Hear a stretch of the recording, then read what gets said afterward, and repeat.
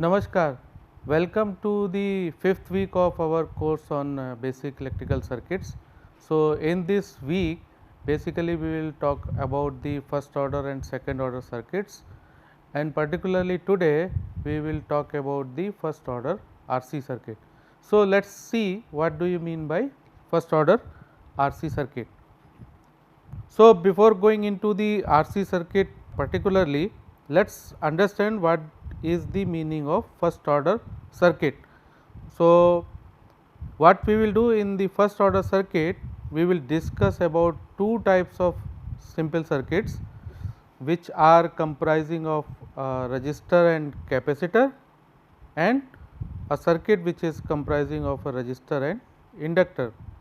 So, these are typically called as RC and RL circuits. Now, the analysis of these RC and RL circuits is done by applying the Kirchhoff's law as we did for the resistive circuit. Now, applying Kirchhoff's law to a purely resistive circuit is simple because it gives an algebraic equation which is easier to solve. Now, when we apply the same law for RC and RL circuits, it produces a differential equation. So, it would be little bit difficult to solve when compared with the algebraic equation which we get when we solve the resistive circuit using Kirchhoff's law. Now, the differential equations resulting from analyzing the RC and RL circuits are of the first order. So, that is why we call these type of circuits as first order circuit. So, we can say that first order circuit is characterized by a first order differential equation. So, wherever you see that there is a first order differential equation coming, then we can say this is our first order circuit. Now, we have two ways to excite these first order circuits. The first way is that we will excite the circuit by using initial conditions of the storage elements in the circuit.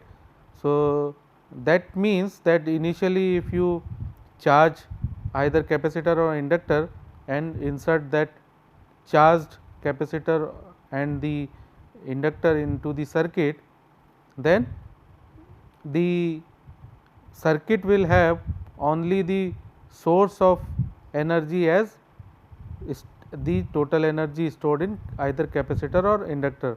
So, there will not be any external voltage or current source to provide the energy. So, these type of circuits are called source free circuits because we do not have any external source available in that circuit. We have the capacitor and inductor available in the circuit which has some initial energy stored.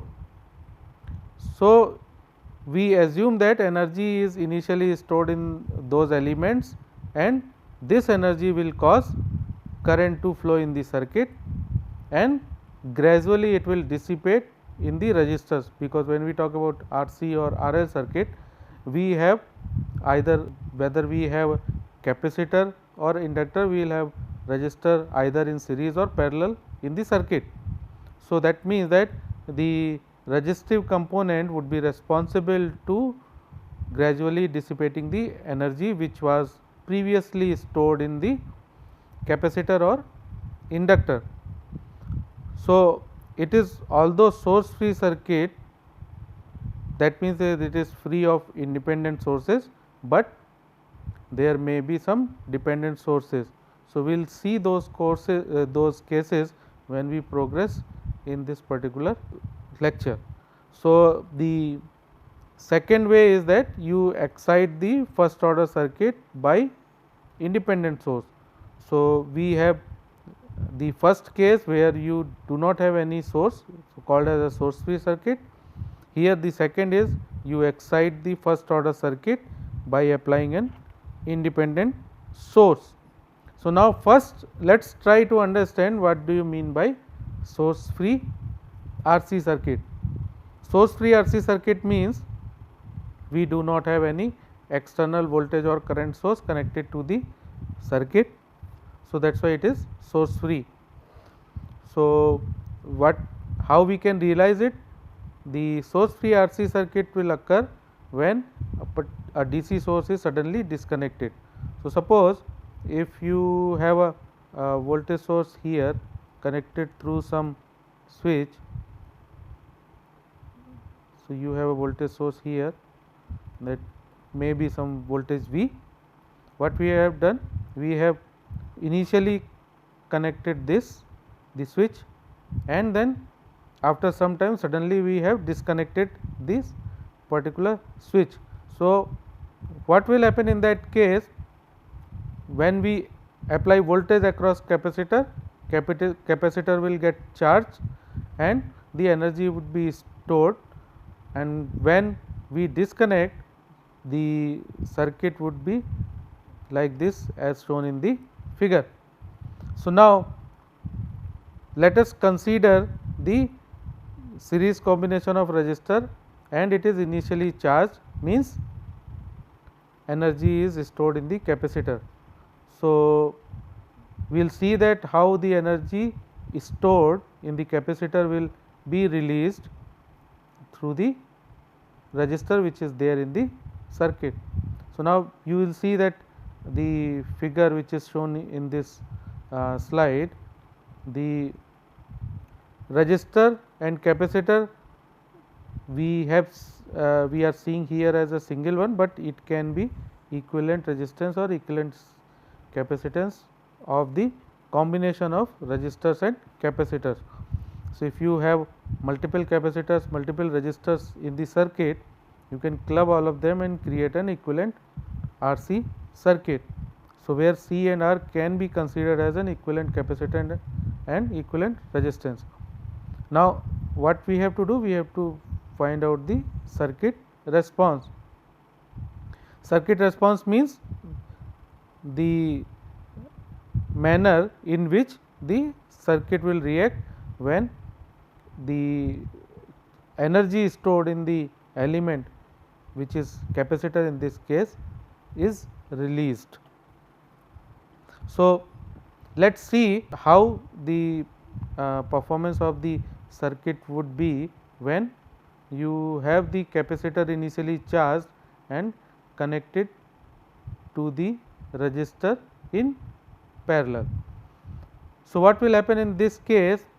Since capacitor is initially charged, so we can assume that suppose at time t is equal to 0, the capacitor was having some initial voltage, say V naught. So, this initial voltage you will see which is there across the capacitor at time t is equal to 0, right. So, the value of energy which would be stored in the capacitor would be half of C V naught square. Now, we know that when we see this particular circuit, there would be one loop, and if you apply Kirchhoff current law at this particular node, what you will get? You will get simply IC plus IR equal to 0. So, you can write using KCL IC plus IR is equal to 0. Now, what is IC? As you know that current which is flowing through the capacitor is nothing but C multiplied by dV by dt. Voltage is time dependent. So, IC is C dV by dt, and resistor R is nothing but any voltage V across the resistor divided by the value of resistor.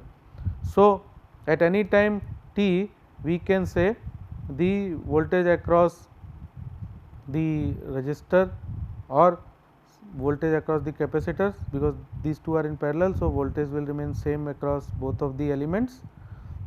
The value of voltage is say V. So, what we have to do? We have to put the values of IC and IR in the equation. We will get C dV by dt plus V by R equal to 0. Now, this is our first order differential equation.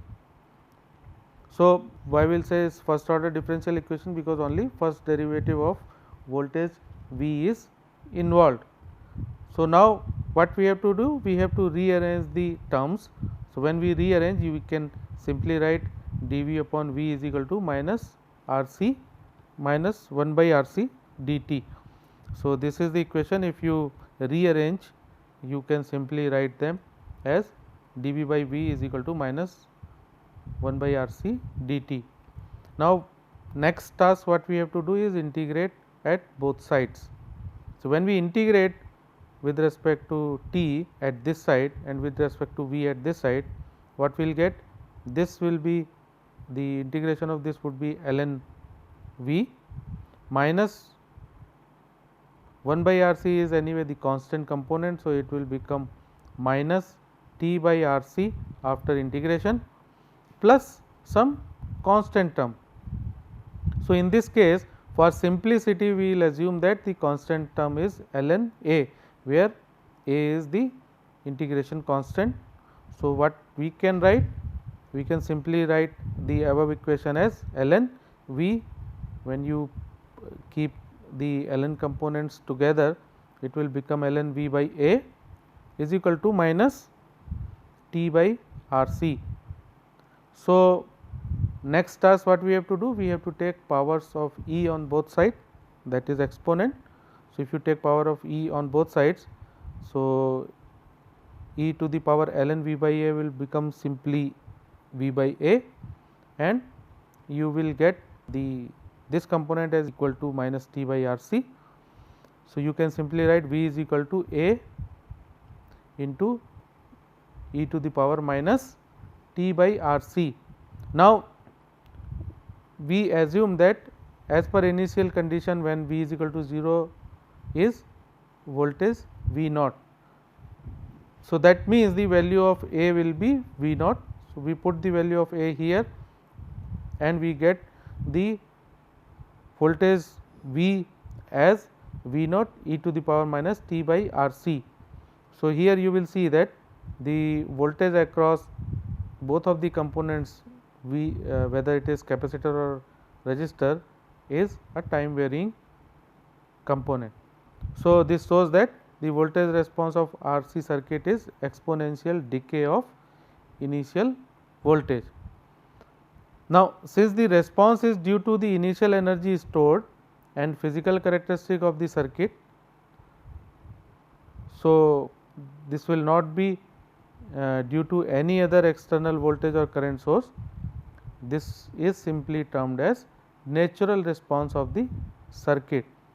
So, when we say that there is no external source connected to the circuit and the internal energy is dissipated, the response of the circuit is called natural response of the circuit. So, we can simply say that natural response of the circuit refers to the behavior that will be in terms of voltage and current of the circuit itself with no external sources of excitation. Now, how you will represent it graphically? When you represent the natural response graphically, it will be like as shown in the figure below.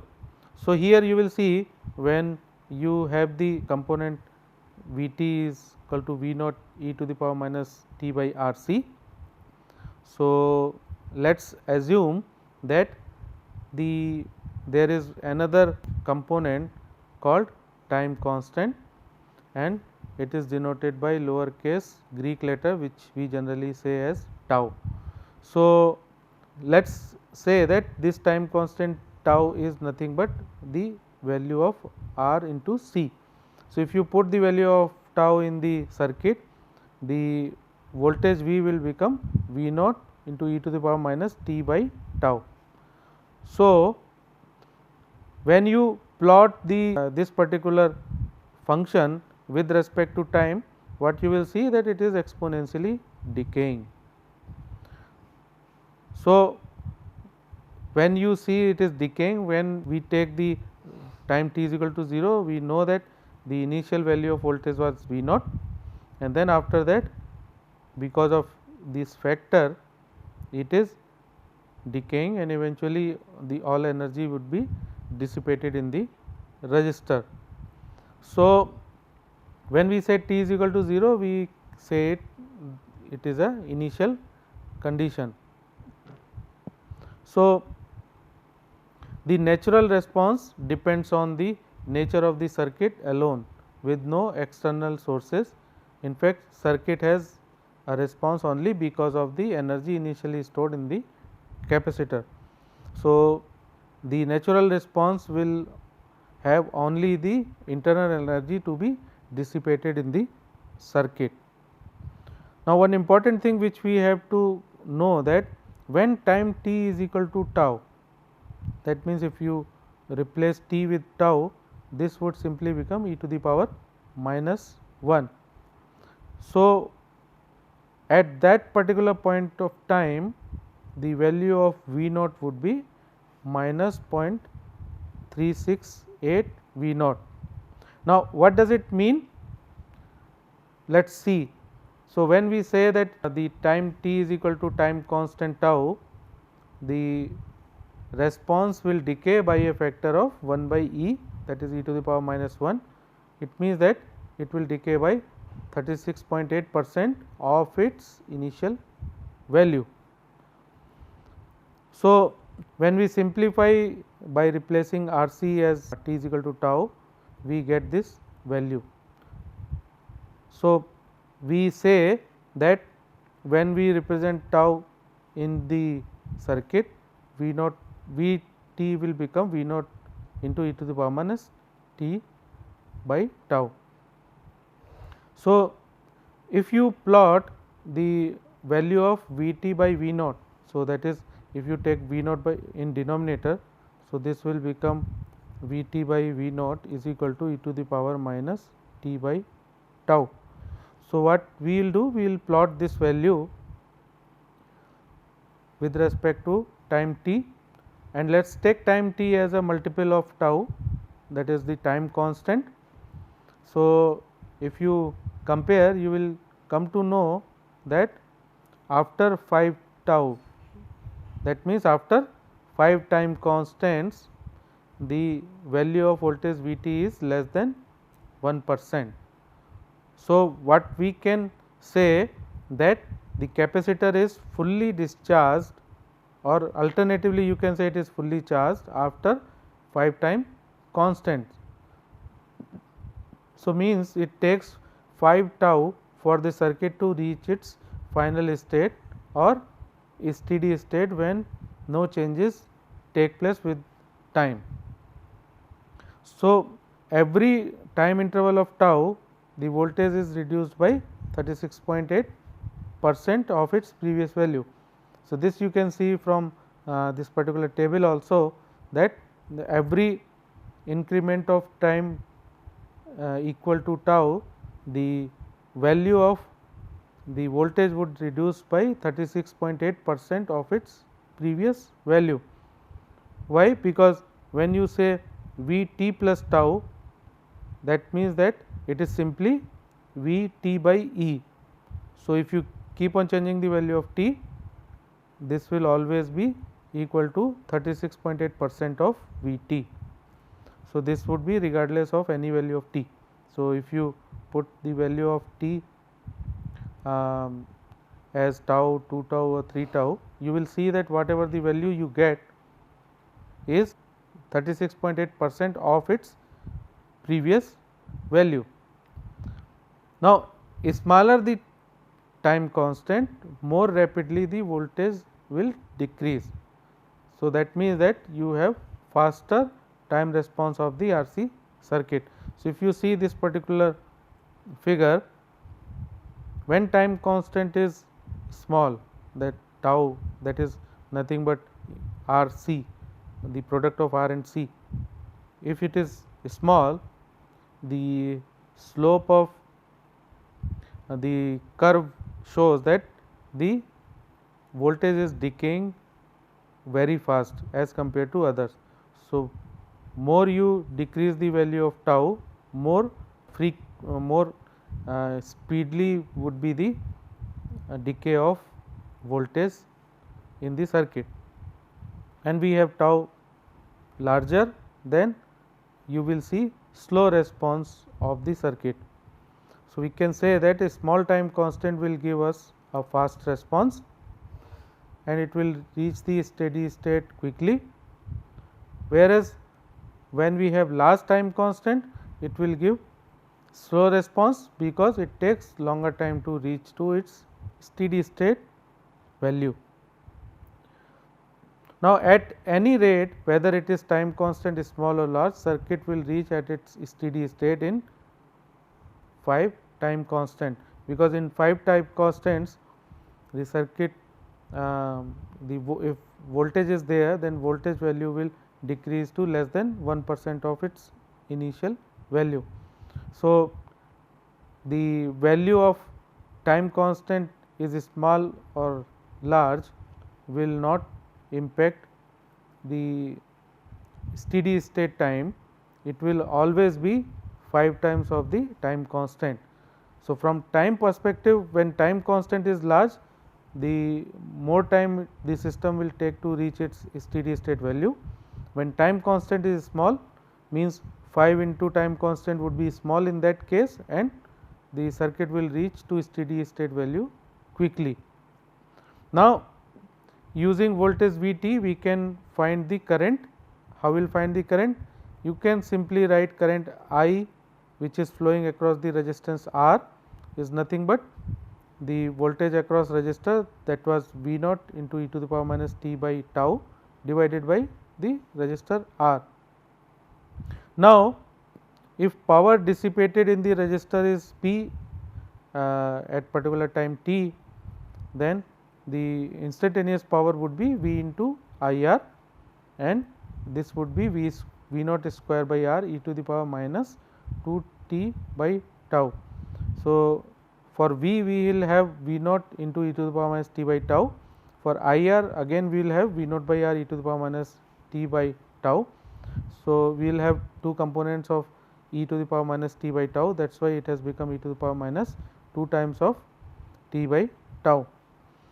Now, the energy absorbed by the resistor up to a particular time, say t, can be given as the integral of p dt between 0 to t. So, if you integrate this, what you will get? You will get 1 by 2 C V naught square 1 minus e to the power minus t by tau. So, how you got C? Because you will have tau component coming here and R will, you can replace tau as C into R, then R and the R in the numerator will be cancelled out. So, you will finally get half C V naught square into 1 minus e to the power minus 2 t by tau. Now, if you see this equation, at time t is equal to 0, this factor will be 0. So, what will happen in that case? You will get the value of this component as half C V naught square. So, when you say that at time t is equal to infinity, this term will become 0. So, this will become half C V naught square. So, you say that when time reaches, when time goes to infinity, the energy stored, energy dissipated in the resistor would be half C V naught square. So, that energy is nothing but the initial energy which was stored in the capacitor. So, we will say that the total energy which was there in the capacitor is discharged in the resistor in time, that is infinity. So, it will take infinitely longer time to finally dissipate energy completely from which is available in the capacitor. Now, there are two important points to remember when we work on the source free RC circuit. One is that find the initial voltage V naught So, that means at time t is equal to 0, what would be the value of initial voltage across the capacitor, and then find the value of time constant tau. When we get these two values, we can simply use the equation which we derived, that is for I r it is V naught by r e to the power minus t by tau, and find the various parameters like voltage or current in the circuit. So, the time constant is the same regardless of what output is defined to be. So, in finding the time constant tau, that is equal to R C, R is often the Thevenin equivalent resistance. So, when you have given the larger circuit and you want to find out the circuit response, you can simply use the Thevenin theorem, and R would be simply a Thevenin equivalent resistance at the terminal of capacitor. So, that means that if you take out the capacitor and find the value of Thevenin resistance, that would be sufficient to find the time response of the circuit. So, let us now understand the concept with the help of one example, so that you can understand the concept clearly. If you see this particular figure, in this figure let the initial voltage across capacitor is 15 volt. So, what we have to do? We have to find the value of V c, V x and I x for time t greater than 0. So, any time t greater than 0, we have to find out the value of V c, V x and I x in terms of time t. So, what you will do? First, you will find the equivalent resistance, or you can say the Thevenin resistance at the capacitor terminal, and then we will obtain the capacitor voltage V c, and then from V c we will determine the value of V x and I x. Now, 8 ohm and 12 ohm resistors are in series, and this combination is in parallel with 5 ohm resistance. So, if you see these two terminals and find out the Thevenin equivalent resistance across these two terminals, you will simply see that the series combination of these two is in parallel with 5 ohm resistance. So, equivalent resistance, or you can say Thevenin resistance, would be 20, that is the total value of series resistance, 12 into 8, 12 plus 8, that is 20, into 5 divided by 20 plus 5. So, you get finally the Thevenin equivalent resistance, or you can say R equivalent, is 4 ohm. So, now finally the R equivalent, that is 4 ohm, is connected in parallel with 0.1 farad capacitor, who is having initial voltage as 15 volt. So, first what you have to do? We have been given the initial condition. Next, we have to find out the value of time constant. So, time constant is nothing but the equivalent resistance R into C. So, you get time constant at as 0.4 second. So, next what we have to do? We can just simply put the value of tau and initial voltage V naught in the equation, and we get the value of voltage across the capacitor at any time t is nothing but 15 into e to the power minus 2.5 t. Now, you can use voltage division to get the voltage V x. What is voltage V x? That is voltage across 12 ohm resistance. So, when you use the voltage division, you will simply get V x is nothing but 12 divided by 12 plus 8, 12 plus 8 are in series. So, voltage across these will be 12 divided by 12 plus 8 into V. So, you simply get V x is 9 into e to the power minus 2.5 t volt. So, finally, you can find the value of current flowing through the resistance, that is 12 ohm resistance here, that would be V x by 12, and you will get value of current I x as 0.6 0.75 e to the power minus 2.5 t ampere. So, with this we close our today's session. In this session we discuss about the natural response of RC circuit, and in next session we will discuss about the natural response of RL circuit. Thank you.